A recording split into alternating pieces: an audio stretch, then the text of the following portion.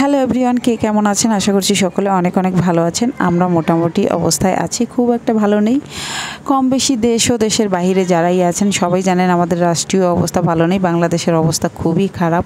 প্রায় এক সপ্তাহ নেট বন্ধ ছিল এবং কারফিউ জারি করা হয়েছিল। ঘরের মধ্যে সবাই বন্দি ছিলাম, ঘর থেকে বের হতে পারতাম না, ভয় লাগে, কারণ চারিদিকে শুধু মারামারি হানাহানি এই চলছিল, গোলাগুলি।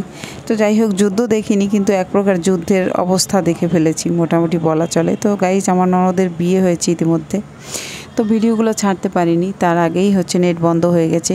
তো এসে ভাবলাম ভিডিওগুলো ছাড়বো বাড়ি থেকে এসে, কিন্তু সেগুলো আর ছাড়া হয়নি। যাই হোক, আমি ইন্ডিয়াতে গিয়েছিলাম আমার ননদের বিয়ের মার্কেট করতে।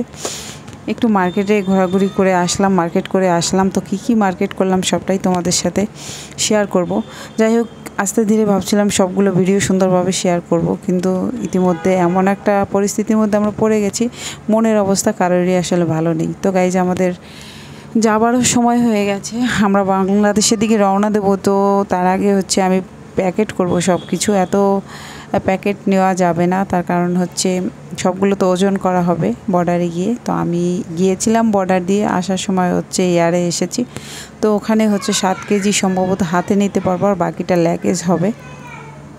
সেই কারণে আমাদের বাড়তি যে কাগজগুলো সব ফেলে দিচ্ছি। এদিকে মার্কেটিং অনেক করা হয়েছে, বেশি হয়ে গেলে ঝামেলা। তাও মোটামুটি আমাদের দুজন তো লোক, খুব একটা সমস্যা হবে না। হাতে কিছু নিয়ে নেব আর ল্যাগেজে ভরবো। তো এই দেখো কালেকশান, আমাদের জুতার কালেকশান ছিল অনেক বেশি। আর 3টা লেহেঙ্গা আমার 3 মেয়ের জন্য, ওর পিসির জন্য যাবতীয় বিয়ের যত মার্কেট সব কিছু করা হয়েছে। ফাঁকে আমাদের জন্য অনেক কিছু আনা হয়েছে, সাবান টাবান আর কি, সাবান ছোড়া, শ্যাম্পু, এগুলো আনা হয়েছে। তো যাই হোক, অনেক কিছু মার্কেট করে ফেলেছি। বিয়ের মার্কেট তো হয়েছে, তার সাথে আমাদের নিজেদের জন্য অনেক কিছু মার্কেট করা হয়েছে। আর আমি আমার বোনের বাসায় ছিলাম অনেক দিন, এখানে অনেক দিন ইন্ডিয়াতে বেরিয়েছি, মন্দির ঘুরেছি, আমার খুব ভালো লেগেছে। ইন্ডিয়াতে এসে আবার আসবো ভেবেছি, পরবর্তীতে হয়তো আবার আসবো 6 মাস 7 মাস পরে আর একবার। তো এই দেখো, অনেক কিছু নিয়েছি। সেন্ট নেওয়া হয়েছে প্রায় 10 থেকে 12টার বেশি হবে সম্ভবত, আমি আসলে গুনে দেখিনি, খেয়াল নেই। তবে অনেকগুলো ফগ নেওয়া হয়েছে, অনেকগুলো। আর যাবতীয় যত ক্রিম আর কি সব কিছুই নেওয়া হয়েছে। সাবান নিয়েছি প্রচুর পরিমাণে। যাই হোক, অনেক বেশি কসমেটিক্স হয়েছে। জানি না আবার ঝামেলা করে কি না, এয়ারে গেলে নাকি লিকুইড কিছু নেওয়া যায় না, লিকুইড দ্রব্য নিলে নাকি ওখানে ফেলে দেওয়া হবে, প্লাস আটকে রেখে দিতে পারে।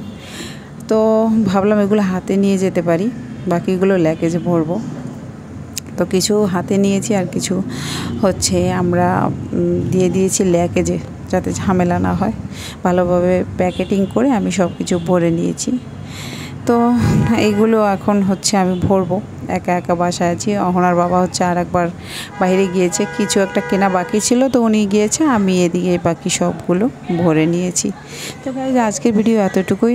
আবার বাংলাদেশে এসে মনে পড়লো আরও কিছু মার্কেটিং বাকি রয়েছে, তো সেগুলো আবার বাসায় এসে আমি আর আমার হাজব্যান্ড দুজনে কিনে তো আবারও নিয়ে এসেছি। দেখো, বাড়িতে কিছু শাড়ি টাড়ি কেনা লাগবে সবার জন্য, সেগুলো এখান থেকে কেনা হয়েছে। শুধু বউয়ের বাজারটা ইন্ডিয়া থেকে করা হয়েছে, আর আমার 3 মেয়ের জন্য কিছু কেনাকাটা ওখান থেকে করা হয়েছে। তো বাকি সব মার্কেট এখান থেকে আবার আমাদের করতে হয়েছে বাংলাদেশে এসে, কারণ যেগুলো খুব প্রয়োজনীয় ছিল সেগুলো আমরা ওখান থেকে কিনে নিয়ে এসেছি। আর এদিক থেকে কিনেছি সবার জন্য, কারণ এত কিছু আসলে ওপার থেকে আনা সম্ভব ছিল না।